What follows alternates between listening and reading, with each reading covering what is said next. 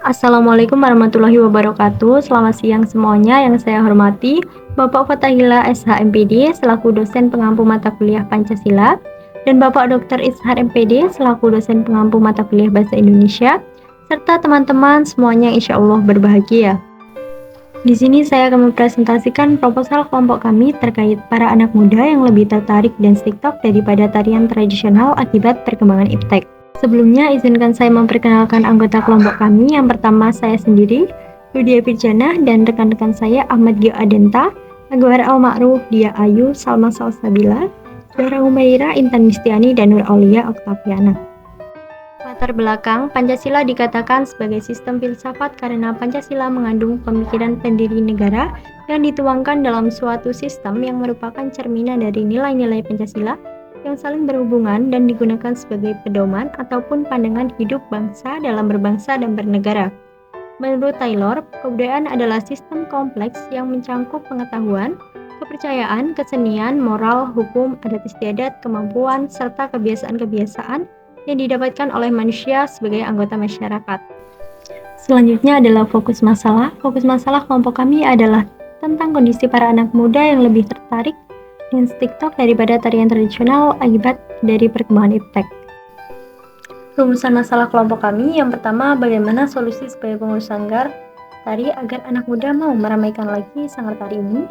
2. Bagaimana pengaruh perkembangan iptek pada orang yang lebih tertarik pada dance TikTok. 3. Apa akibat dari anak muda yang lebih tertarik pada dance TikTok terhadap perkembangan sanggar tari. 4. Bagaimana iptek mempengaruhi minat anak muda terhadap eksplorasi, penyerapan, dan adopsi budaya luar. 5. Bagaimana pengaruh konten digital dan platform streaming sebagai hasil perkembangan iptek dalam membentuk persepsi, preferensi, dan gaya hidup anak muda terhadap budaya luar. Selanjutnya, sumber informasi.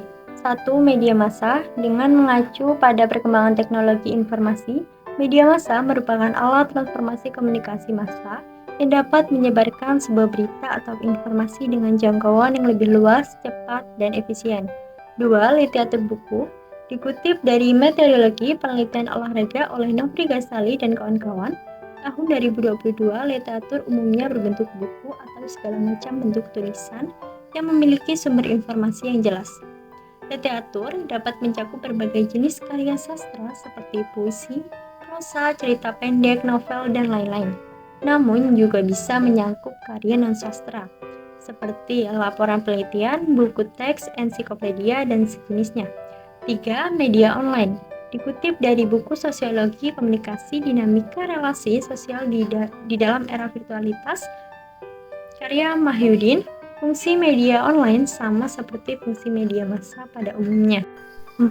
Hasil observasi. Hasil observasi adalah teks yang memiliki fungsi sebagai pemberi informasi tentang suatu objek atau situasi setelah diadakannya investigasi atau penelitian secara sistematis. 5. Hasil wawancara.